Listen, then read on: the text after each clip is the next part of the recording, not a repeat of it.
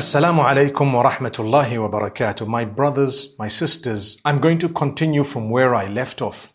We were saying the days are not all the same in terms of virtue in the eyes of Allah, nor are the nights. The months are not the same. So if you were to be asked which is the most sacred of all months, the answer is Ramadan. If you were to be asked which is the most blessed of all the nights, the answer is the night of Qadr, the night of power or decree. If you were to be asked which is the best day of the year as Muslims, what do we believe? Well, the best day is the day of Arafah, without a doubt. If you were to be asked which nights are the best in terms of a set of 10 nights, you would say the last 10 nights of Ramadan.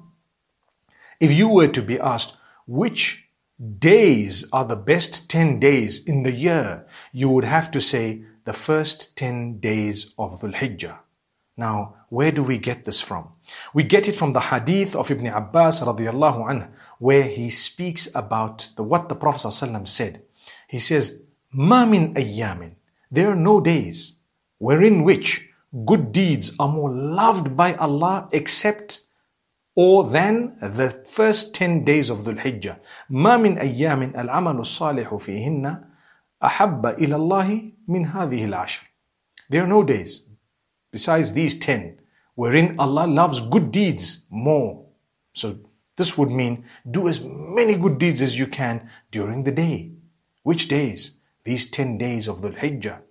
Now, this is something amazing because the Prophet ﷺ has taught us about these 10 days. In fact, Allah subhanahu wa ta'ala mentions their virtue in a certain way in the Quran. If you look at the oaths that are taken by Allah Almighty, He doesn't take an oath except by that which is extremely important and He wants to highlight something about it. And only Allah is allowed to take an oath with those things. As for us, we're not allowed to take an oath except by Allah. "Man kana halifan falyahlif billah." Whoever is going to take an oath should only take an oath by Allah. It is prohibited to take an oath by your mother, your son, your father, whoever else it may be. Haram. You should not do that. You know, some people take an oath on their father or their son or child, etc. That's not allowed. The Prophet ﷺ says, "La tahlifu bi abaikum." Don't take an oath on your fathers. If you're going to take an oath, take it on Allah, with the name of Allah, no one else's name. As for Allah, He can take an oath on what He wishes because He is the creator. So He has taken an oath on so many things or with so many things. One of them, He says in Surah Al-Fajr, "Wal Fajr." He swears by daybreak. He swears by the Fajr. The oath. He takes an oath and He says, "Walayalin ashr." He swears by the 10 days. 10 days of what?